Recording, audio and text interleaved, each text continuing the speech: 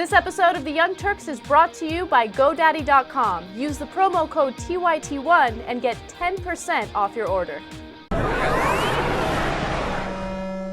So yesterday, Cenk and I covered a really important story on a woman in New Jersey who is fighting for custody of her baby after Child Protective Services took the child away from her because she refused to sign a pre-consent form to a C-section while she was in labor. So a lot of people who saw that story didn't like the way we covered it, and I think it's important to go back to it and emphasize stuff that I mentioned in the story but didn't really emphasize enough when we first covered it, okay? So people said, look, there's more to the story than meets the eye. Okay? This was back in like 2006. This is back in 2006, but the reason why this story is coming about now is because of the fact that this woman has appealed the court's decision. I mean, she's gone to court over this. The court decided, no, the hospital did the right thing. You shouldn't have custody of this baby. She just recently appealed, and the court sided with the hospital yet again. Okay, so that's why this story is in the news. Not permanently yet. They say it's like an ongoing process, but we're not prepared to take this kid out of... Exactly. Right. It is an ongoing process. So one thing that people keep mentioning is the fact that this woman was basically mentally unstable.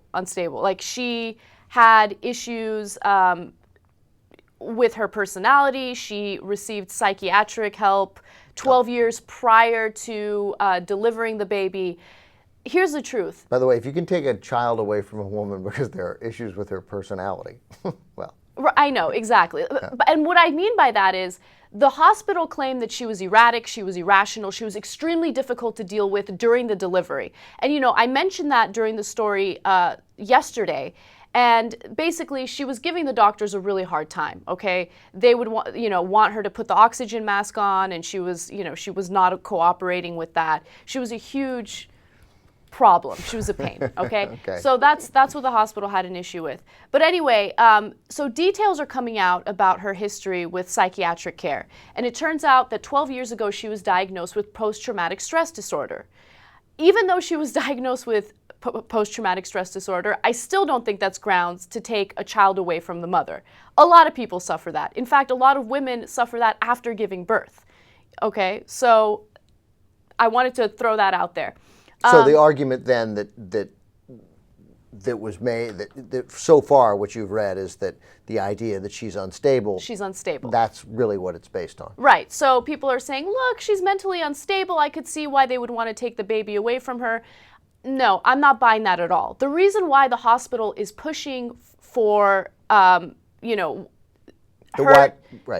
her to have the child taken away from her is because she would not cooperate when it came to the C-section. And they want C-sections. They want C-sections, and I'll explain why right now. So first of all, let me just state that right now the national C-section rate in the U.S. is 32%.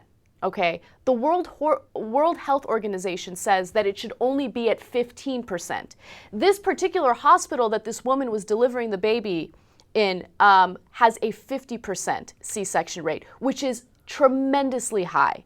Okay, so you're probably asking yourself, well, why is the C-section rate, unnecessarily high in the U.S.? It's because doctors can charge insurance double for C-sections. So if you look at records and you look at the past, C-section rates have steadily increased throughout the years. Okay, and the World Health Organization is like, why is that happening? The C-section rate should only be at 15%. Do we know the medical reason why doctors give it? I mean, because they're not going to be like, no, the insurance pays double. No, they don't say that. They say that the baby is in significant distress and they need to perform a C-section to save the baby's life. Right, in the specific case, but do we have an explanation of what, so 1/3 of babies are in significant distress, 32%? That's what doctors claim. I know that my pregnant friends who both have kids a little over a year, that also, like, if you had one C-section, your second kid, now the belief is that you should have a C-section, if I'm remembering that correctly.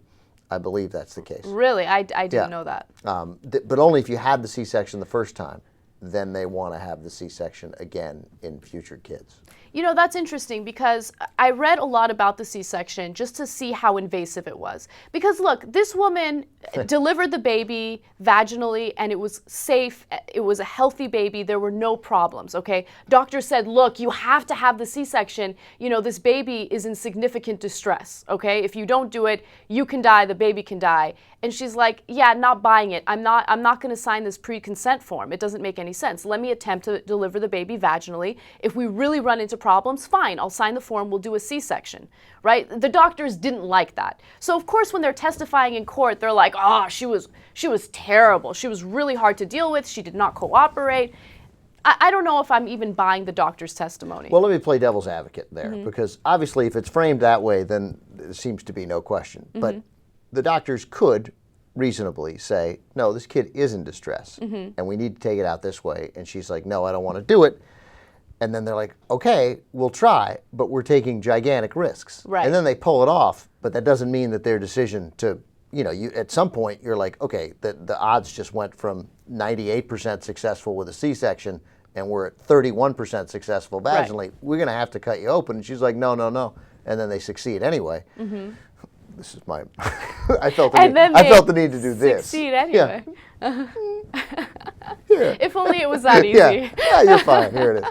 So I don't know. I'm sure that's the doctor's argument. Right. And here's the thing. Here's the question. Does that qualify as child abuse? Because in order to have custody taken away from you, you have to abuse the child. So the question here is, was that child abuse? And I mean, she didn't even have the opportunity to abuse a baby because as soon as she gave birth to the baby, it was taken away from her immediately.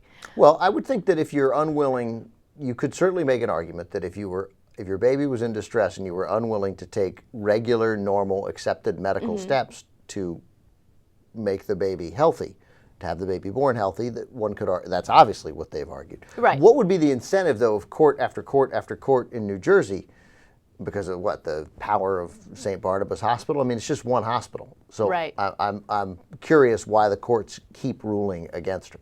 Yeah, I'm curious about that as well, and it's because, you know, she had a couple psychiatric evaluations after she gave birth, and they found out that she had psychiatric treatment for post-traumatic stress disorder. And, you know, that definitely played a role in the decision, and at the same time, the doctors are saying that she was erratic and irrational and very difficult to deal with, and they're really concerned about the safety of the child. So, you know, that plays a role. And they keep siding with the hospital, and they keep siding with the doctors when it comes to this case, which honestly I don't agree with. I know that post-traumatic stress disorder is serious, and you need to, you know, have help and treatment for it. But come on, they took a baby away from a mother and put it in foster care. I don't agree with that at all. She didn't do anything to abuse a child. I think that it's like a preemptive strike, you know? It's like, well, she could abuse the child, so since there's a possibility, let's take the child away from her. It's not just the hospital now, of course. It's the welfare. It's the welfare agencies in New Right. Jersey who are now also saying that the kid should be kept in care and revoke the penalty. And then the courts keep ruling for it. It's interesting, but it says here she was successful at an appeal hearing reversing the lower court's decision. But then in its ruling, the Superior Court in New Jersey says the kid can't be lost in the process. The kid is the beating heart at the center of the controversy, and the kid is entitled to the benefit of permanency with parents who hopefully will be in a position both physically and mentally to sustain her. And then they say that process can't be made yet. In the interim, she stays with the foster parents. Right. So look, I mean, these are all important factors that play a role in this story, and they might change your opinion. But based on what I've read about her, past, I haven't changed my opinion at all about this. I don't think that her suffering from post-traumatic stress disorder is enough to take the child away. I don't think her failing to sign that pre-consent form is enough to take a child away. I just don't agree with it. I have two final points about this. One, they should send the baby to Cuba. That would solve the problem. Because that's what we do when there's like a battle for a child. Right, for custody of a child. Eventually you send the kid to Cuba. That seems to be what happens. And then about the C-section, you looked up C-section to see whether it's invasive. Oh, I have, yeah. I got to read it to you. It's like amazing. It's like getting gutted. Risks to the mother increase with each subsequent C-section because the surgery raises the odds that the uterus will rupture in the next pregnancy, an event that can be life-threatening for both the mother and the baby. That would seem to contradict everything I just said. Yeah. About, yeah, so it's entirely possible I'm remembering it wrong. Cesareans also increase the risk of dangerous abnormalities in the placenta during later pregnancies, which can cause hemorrhaging and lead to hysterectomy. Repeated cesareans can make it risky to even impossible to have a large family. So it's a highly invasive surgery. This woman did not want to sign a pre-consent form. That played a huge role in the court's decision, okay? I want you guys to keep that in mind. And I don't think that it should have. I don't think that the judge should have used that information to make a ruling. And that's just my stance on this story. Cenk, if you want to buy a domain name, you want to know the best website to go to? I already know it, GoDaddy.com. First of all, they have 24/7 customer service. If you want to download GoDaddy's free iPhone, Android, or BlackBerry app, boom, on your phone instantly.